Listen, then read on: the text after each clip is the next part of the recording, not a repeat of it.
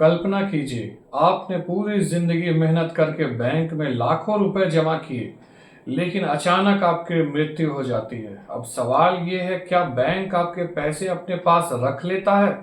क्या परिवार वाले तुरंत पैसे निकाल सकते हैं? अगर नॉमिनी नहीं है तो क्या होगा? और क्या ऐसा भी हो सकता है कि आपके करोड़ों रुपए सालों तक बैंक में ही पड़े रह जाएं? नमस्कार दोस्तों, मैं सिद्धांत स्वागत करता हूं आपके अपने चैनल लीगल ज्ञान में।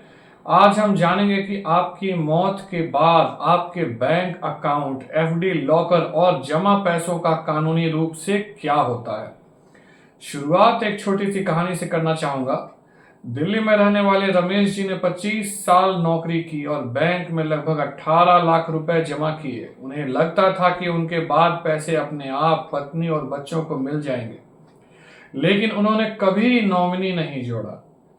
अचानक एक दिन हार्ट अटैक से उनकी मृत्यु हो गई। अब परिवार बैंक पहुंचा तो पता चला कि पैसे निकालना इतना आसान नहीं है।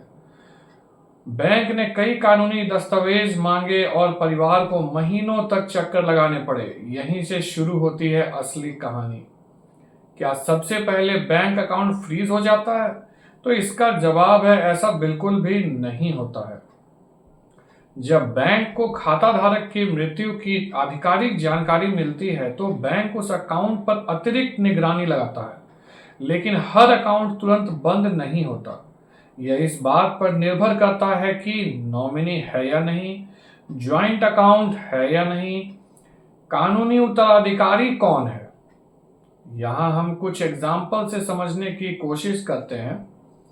जैसे कि अगर मान लें केस 1, अगर नॉमिनी मौजूद है, यह सबसे आसान स्थिति है। नॉमिनी वह व्यक्ति होता है जिसका नाम आपने बैंक रिकॉर्ड में पहले से दर्ज किया होता है। मृत्यु के बाद डेथ सर्टिफिकेट जमा करना पड़ता है, पहचान पत्र देना होता है, बैंक सत्यापन करता है, उसके बाद बैंक पैसा नॉमिनी को सौंप देता है। लेकिन यहां एक बड़ा सच है, नॉमिनी मालिक नहीं होता। भारत में कई मामलों में अदालतों ने कहा है कि नॉमिनी केवल ट्रस्टी की तरह होता है। अंतिम कानूनी अधिकार असली वारिसों का ही हो सकता है। मतलब नॉमिनी को पैसा मिलता है, लेकिन बाद में कानूनी उत्तराधिकार कानून लागू हो सकते हैं। केस 2, नॉमिनी नहीं है। यही सबसे बड़ी परेशानी शुरू होती है।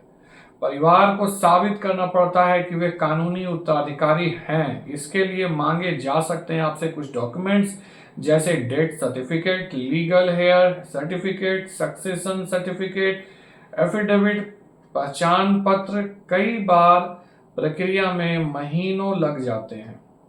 केस 3 अगर हम लोग लें तो ज्वाइंट अकाउंट है। मान लीजिए अकाउंट पति और पत्नी के नाम पर है। यदि अकाउंट आइडर और सर्वाइवर मोड में है तो एक व्यक्ति की मृत्यु के बाद दूसरा व्यक्ति आसानी से अकाउंट चला सकता है। यही कारण है कि विशेषज्ञ अक्सर ज्वाइंट अकाउंट की सलाह देते हैं। अब हमारे सामने एक और महत्वपूर्ण सवाल आता है कि एफडी, फिक्स्ड डिपॉजिट और लॉकर का क्या होता है। बहुत लोग सोचते हैं कि एफडी का पैसा फंस जाता है। असल में नॉमिनी हो तो प्रक्रिया आसान होती है। ज्वाइंट एफडी हो तो सर्वाइवर को पैसा मिल सकता है। नॉमिनी न होने पर कानूनी प्रक्रिया अपनानी पड़ती है। एफडी का ब्याज भी नियमों के अनुसार जारी रह सकता है। बैंक लॉकर का क्या होता है? अगर मृत व्यक्ति के नाम बैंक लॉकर है तो नॉमिनी होने पर नॉमिनी आवश्यक प्रक्रिया पूरी करके लॉकर तक पहुंच सकता है। नॉमिनी न होने पर बैंक कानूनी उत्तराधिकारियों से दस्तावेज मांगता है। कुछ मामलों में सूची बनाकर लॉकर खोला जाता है। एक सवाल और यहाँ पे उठता है, क्या बैंक पैसे अपने पास रख लेता है? इसका जवाब है नहीं। यह एक बहुत बड़ा मिथक है। बैंक आपके पैसे का मालिक नहीं बन जाता, लेकिन यदि वर्षों तक कोई दावा नहीं करता तो राशि अनक्लेम्ड डिपॉजिट की श्रेणी में चली जाती है। अब ये सवाल है कि अनक्लेम्ड मनी का क्या रहस्य है। भारत में करोड़ों रुपए ऐसे हैं जिन पर वर्षों से किसी ने दावा नहीं किया। ये रकम बैंकिंग सिस्टम में अलग श्रेणी में रखी जाती है। यदि सही दस्तावेज मौजूद हो तो बाद में भी दावा किया जा सकता है। विल, वसीयत का क्या फायदा है? अगर व्यक्ति ने वैध विल बनाई है तो विवाद काफी कम हो सकते हैं। वसीयत में स्पष्ट लिखा होता है किसे कितना पैसा मिलेगा, कौन सी संपत्ति किसे मिलेगी। इससे परिवार को कोर्ट कचहरी के चक्कर कम लगाने पड़ते हैं। सबसे बड़ी गलतियां जो लोग करते हैं, मैं बताना चाहूंगा आप लोगों को, नॉमिनी नहीं जोड़ना सबसे आम गलती है। नॉमिनी अपडेट नहीं करना, शादी, तलाक या परिवार में बदलाव के बाद भी पुराने नाम बने रहते हैं।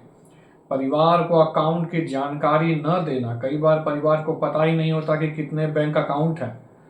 विल न बनवाना, बाद में कानूनी विवाद बढ़ सकते हैं।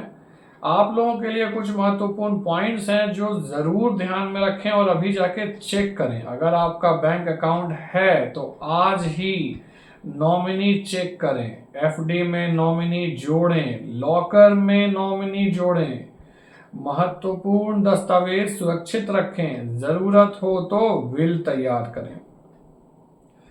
हम सभी अपने परिवार के लिए कमाते हैं, लेकिन सोचिए अगर आपके जाने के बाद आपके अपने ही लोग आपके पैसों तक पहुंचने के लिए महीनों या सालों तक संघर्ष करें तो क्या फायदा।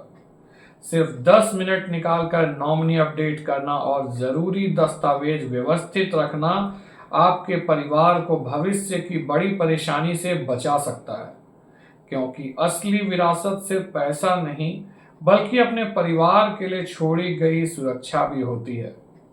उम्मीद करता हूँ ये वीडियो आप लोगों को पसंद आई हो। अगर वीडियो अच्छी लगी हो तो वीडियो को लाइक और चैनल को सब्सक्राइब करना बिल्कुल ना भूलें। मैं फिर मिलूंगा अपने अगले वीडियो में एक छोटी मगर बड़े काम की बात को लेकर। तब तक के लिए नमस्ते।